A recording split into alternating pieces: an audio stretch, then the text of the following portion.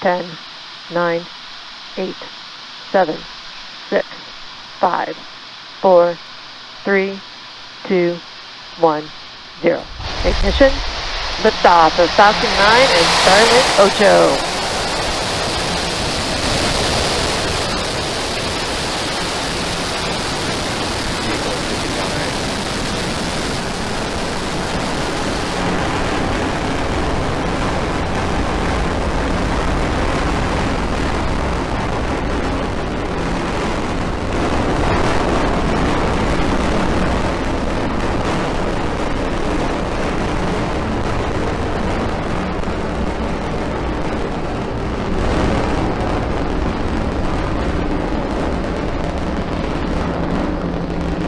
T plus 40 seconds into flight, and Falcon 9 has just had a successful liftoff. Telemetry are nominal. A successful liftoff from pad 40 for its first Starlink rideshare, carrying 3 Planet SkySats and our SpaceX Starlink satellites.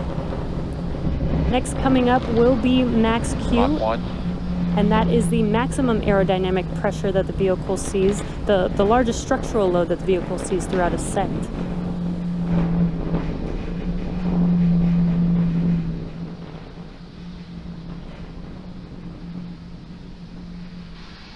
Max Q. And there's that call out that we just passed through Max Q. Next up will be 3 events happening back to back, and that will be MECO, or main engine cutoff, stage separation, as well as second engine start, or SES1. Main engine cutoff, or MECO, is when all 9 of the M1D engines shut off and slow the vehicle down in preparation for the next event, which is stage separation. And stage separation is where the first stage separates from the second stage, with first stage making its way back to Earth and second stage taking our satellites to their targeted orbit. And then finally will be SES1, which is second engine start, with that MVAC engine lighting up and taking those... The vehicle is following a nominal trajectory. And taking those satellites to orbit. Now those 3 events are coming up here in about 15 seconds. Again, that is MECO, stage separation, and SES1.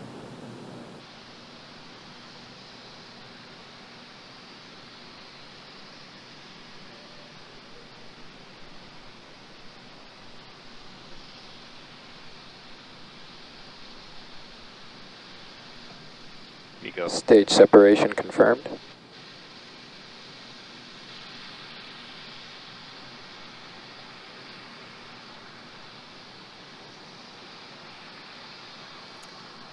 And there, as you saw live on your screen, MECO, main engine cutoff, and stage separation.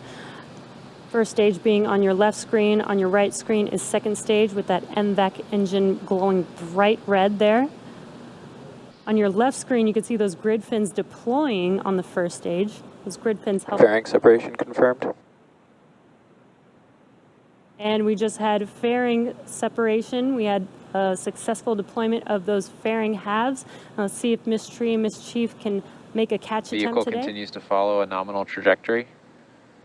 And as I was mentioning, the grid fins have deployed. That helps guide that first stage back to its landing zone.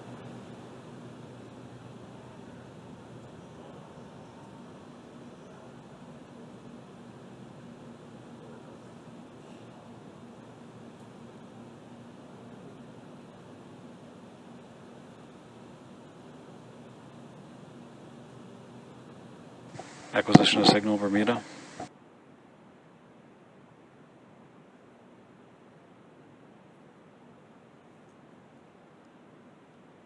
Stage 2 is still looking good. We're getting a nice bright view of first stage on your left screen. And coming up next for first stage, as it makes its way back to Earth, it will perform a couple of burns, the first of which will be the entry burn. And that entry burn is where 3 of the 9 Merlin 1D engines light up and slow the stage down as it re-enters back into the upper part of the Earth's atmosphere. The second burn is called the landing burn, and this is when the single engine on the vehicle, the E9 engine, ignites and brings the vehicle speed down rapidly in order to land on the drone ship. And again, we are attempting to land on our drone ship, Of Course I Still Love You, today.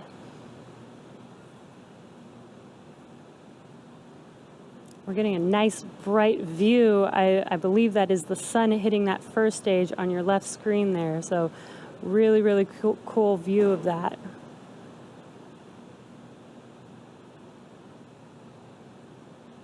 Second stage is still looking good.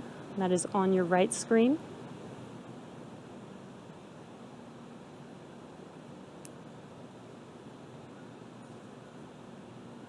And at T plus 5.5 minutes, we're just about 1 minute and 15 seconds or so away from that entry burn beginning on that first stage.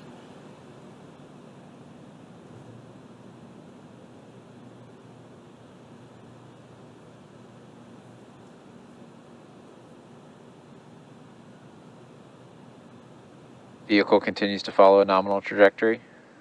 There's that call out that the second stage vehicle is still on a good trajectory.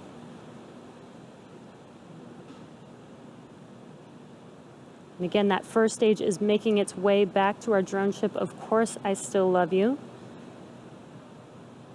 With the entry burn coming up here in about 30 seconds or so.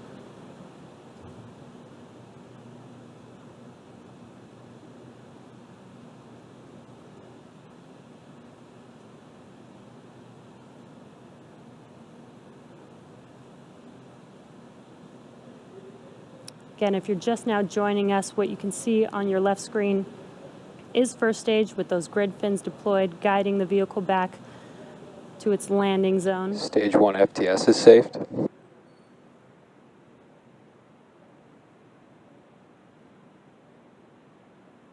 Stage 1 entry burn has started. And there you can see that the entry burn has begun. It's lighting up that screen pretty bright there. The entry burn will last about 20 seconds long.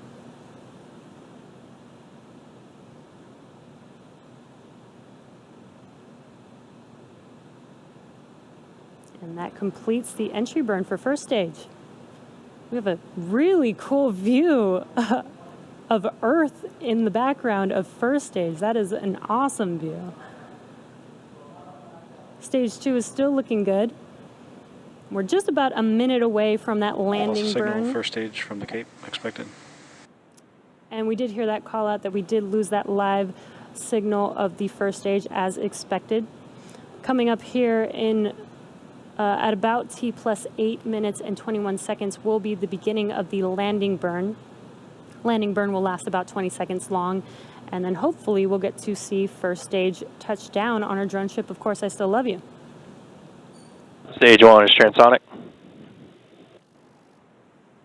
And about 10 seconds after landing of the first stage will be SECO 1 on second stage. So we will have a couple of events happening very close to each other. So we'll listen in and wait for those call outs.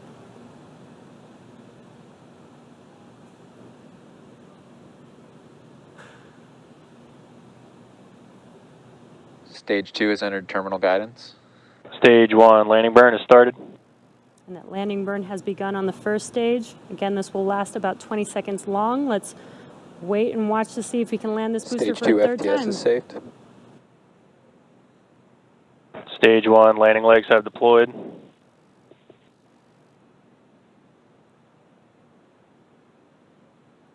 Wow, and we got a live, awesome view. And touchdown. stage 1 has landed. Landing operators proceed to 11.100 on recovery 1 and ECF 9. And there you heard that call out, and you can see on your left screen that stage 1 has landed on Of Course I Still Love You. We are waiting for stage 2 for SECO 1, which is second engine cutoff. What an awesome view of that first stage. Nominal orbital insertion. All right, starting TX prime RF1A on. We did confirm Acquisition signal, SECO Newfoundland. Loss of and signal, confirmed Cape good expected. orbit. So now that second stage is going to coast in this orbit for a few minutes. We're going to take a quick break and return back at T plus 11 minutes and 30 seconds for the deployment of Planet's 3 SkySats. Welcome back to the webcast for Starlink. So far this morning, we had an on-time liftoff of our Falcon 9 vehicle, a good stage separation with first stage making its way and touching down on, of course, I Still Love You, which is the third landing for this booster. And second stage is still looking good. It is coasting and getting ready to deploy Planet's 3 SkySats. And as a reminder, today marks our first Starlink rideshare mission for our customer Planet. And it's worth mentioning that we may not actually see the deployment of these due to their placement on top of the Starlink stack where we don't have cameras positioned. So we may have to rely on confirmation over the nets. So you can see on your screen, this is the view of the Starlink satellites, and the 3 SkySats are sitting on top of them.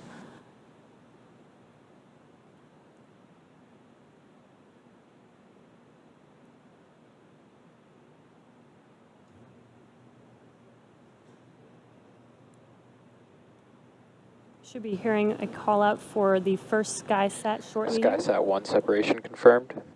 And there's that confirmation that that first SkySat has deployed. Now these 3 SkySats, oh, and it looks like we can actually see there's that first SkySat satellite. Pretty awesome view. We should hear a call out for the second one here shortly. They're deploying in about 30-second increments here. SkySat 2 separation confirmed. And there's the confirmation for the second SkySat. And since we saw the first one, I think we should be able to see that second one shortly here as well. And there you can see it. Very cool views today. Now we just are waiting for that third and final SkySat here shortly. SkySat 3 separation confirmed. And there's confirmation of separation of that final SkySat. These 3 SkySats will be joining 15 already in orbit, and 3 more will be deploying on a separate Starlink mission later this summer, completing their fleet of 21 SkySats. Now stage 2 is going to continue to coast in this orbit for a few more minutes. During this time, it will start to spin on its central axis, giving the Starlink satellites the momentum that they need to space themselves out over time after they deploy at T+26 minutes. And as I mentioned earlier, because we will not have ground station coverage at time of deployment, we will not have visual or audio confirmation of a successful deploy until we reach the next station at Diego Garcia about 25 minutes from now.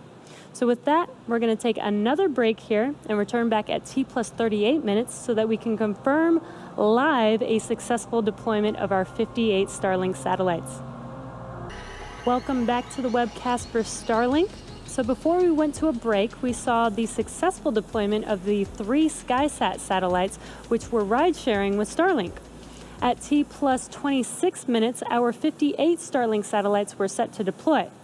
Since we did not have ground station coverage at that time, we are currently waiting to connect with the next ground station, Diego Garcia, at T+39 minutes, so in about 30 seconds here, and get confirmation of a successful deployment.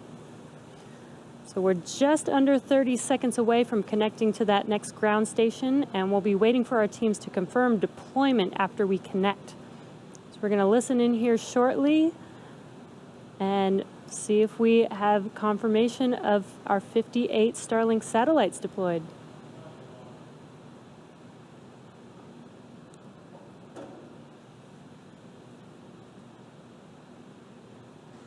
Acquisition of signal, Diego Garcia. Is that confirmation of connection to the ground station? Starlink tension rod separation confirmed. And there is that confirmation of the tension rods deployed and the Starlink satellites deployed today. So after they deployed, Shortly after they deployed, their solar arrays deployed as well, and over the next few days and weeks, they will distance themselves from each other with that momentum created by the second stage and use their onboard ion thrusters to make their way to their operational orbit of 550 kilometers above the Earth, and then start beaming down high-speed internet to Earth. As you may have seen during our last mission, we launched the first Starlink satellite with a deployable visor to block sunlight from hitting the brightest spots of the spacecraft. This demo satellite, also known as VisorSat, is just one of the many actions SpaceX has taken in collaboration with leading astronomical groups to mitigate the effects of satellite reflectivity. That first VisorSat has not yet reached its operational orbit, so we are still a few weeks away from seeing the results of that effort. However, we do have confidence in this design, coupled with all the measures we're taking to minimize Starlink's reflectivity. So we plan to equip all future Starlink satellites with deployable visors, starting with the next mission later this month. That will be the 9th flight of our latest iteration of the Starlink satellite design. If you want to learn more about our work with leading astronomers to protect the natural night sky for all to enjoy, you can visit the updates section of spacex.com. And now that brings our webcast to a close. If you're interested in getting future updates about Starlink launches, as well as general updates about future service availability, head over to starlink.com, sign up for updates, and we'll see you at the next launch.